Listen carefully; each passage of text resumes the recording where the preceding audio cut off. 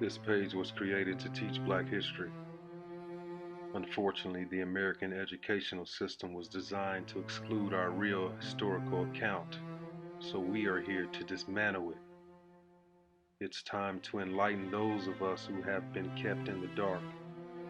I too was a Black man who didn't know enough about our own history, so I began to dig deeper and do my own research. I want people of all races and cultures to join together to learn our history as one.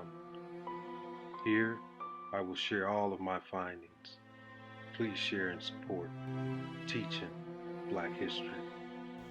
The story of Harriet Jacobs. Harriet Jacobs was born in 1813 in Edenton, North Carolina. Both Harriet and her brother John were enslaved at birth. Harriet and John's father was Elijah Knox, also enslaved, but enjoying some privileges due to his skill as an expert carpenter. He died in 1826. While Harriet's mother and grandmother were known by their owner's family name of Horniblow, Harriet used the opportunity of the baptism of her children to register Jacobs as their family name. She and her brother John also used that name after having escaped from slavery. The baptism was conducted without the knowledge of Harriet's master, Dr. Norcom. Harriet was convinced that her father should have been called Jacobs because his father was Henry Jacobs, a free white man.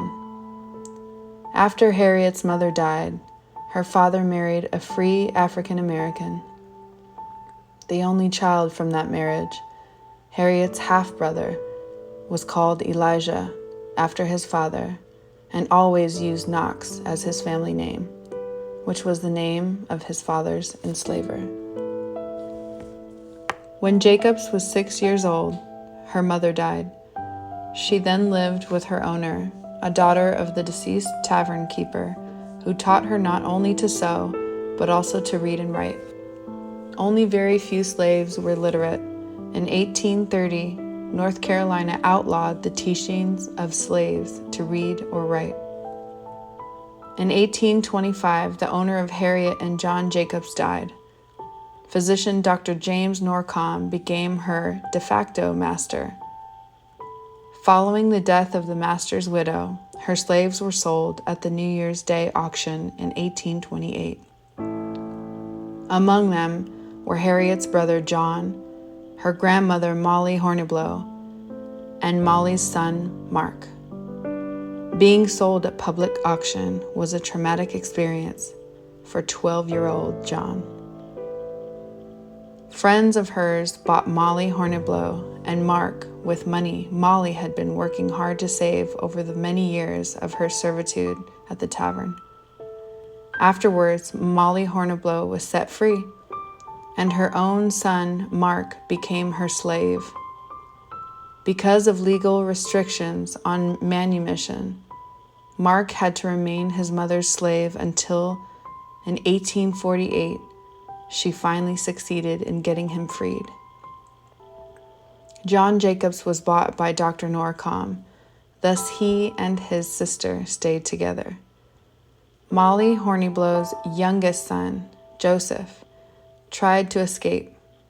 He was caught, paraded in chains through Edenton, put into jail, and finally sold to New Orleans. The family later learned that he escaped and reached New York. After that, he was lost to the family. The Jacobs siblings, who even as children were talking about escaping to freedom, saw him as a hero. Both of them would later name their son for him. Norcom soon started harassing Jacobs sexually, causing the jealousy of his wife. When Jacobs fell in love with a free black man who wanted to buy her freedom and marry her, Norcom intervened and forbade her to continue with the relationship.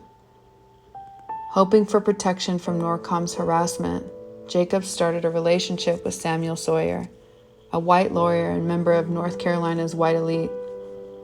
Sawyer became the father of Jacobs' only children, Joseph and Louisa Matilda. When she learned of Jacob's pregnancy, Mrs. Norcom forbade her to return to her house, which enabled Jacobs to live with her grandmother. Still, Norcom continued his harassment during his numerous visits there. In April 1835, Norcom finally moved Jacobs from her grandmother's to the plantation of his son, some 6 miles away. In June 1835, Harriet Jacobs decided to escape. A white woman, who was a slaveholder herself, hid her at great personal risk in her house. After a short time, Jacobs had to hide in a swamp near the town, and at last she found refuge in a crawl space under the roof of her grandmother's house. The garret was only 9 feet by 7 feet and 3 feet at its highest point. The impossibility of bodily exercise caused health problems which she still felt while writing her autobiography many years later. She bored some small holes in the roof so that fresh air and some light could enter into her garret. The light was barely sufficient to sew and to read the Bible and newspapers. Norcom reacted by selling her children and her brother, John, to a slave trader, demanding that they should be sold in a different state, thus expecting to separate them forever from their mother and sister.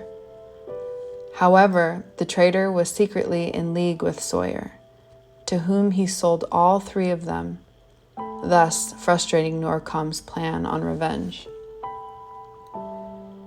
In 1842, Jacobs finally got a chance to escape by boat to Philadelphia, where she was aided by anti-slavery activists of the Philadelphia Vigilant Committee. In 1843, Jacobs heard that Norcom was on his way to New York to force her back into slavery, which was legal for him to do everywhere inside the United States. In the spring of 1851, Jacobs was again informed that she was in danger of being recaptured. In February 1852, Jacobs read in the newspaper that her legal owner, the daughter of the recently deceased Dr. Norcom, had arrived at a New York hotel together with her husband, obviously intending to reclaim their fugitive slave. Again, Cornelia Willis sent Jacobs to Massachusetts. Some days later, she wrote a letter to Jacobs informing her of her intention to buy Jacobs' freedom. Jacobs replied that she preferred to join her brother, who had gone to California. Regardless, Cornelia Willis bought her freedom for $300. In early 1853, Amy Post suggested that Jacobs should write her life story. Jacobs' brother had for some time been urging her to do so, and she felt a moral obligation to tell her story to help build public support for the anti-slavery cause, and thus save others from suffering a similar fate. By mid-1857, her work was finally nearing completion, and she asked Amy Post for a preface. Even in this letter, she mentions the shame that made writing her story difficult for herself. As much pleasure as it would afford me, and as great an honor as I would deem it to have your name associated with my book, yet believe me, dear friend, there are many painful things in it that make me shrink from asking the sacrifice from one so good and pure as yourself. In January 1861, nearly 4 years after she had finished the manuscript, Jacobs' incidents in the life of a slave girl finally appeared before the public. In most slave states, teaching slaves to read and write had been forbidden. Virginia had even prohibited teaching these skills to free blacks.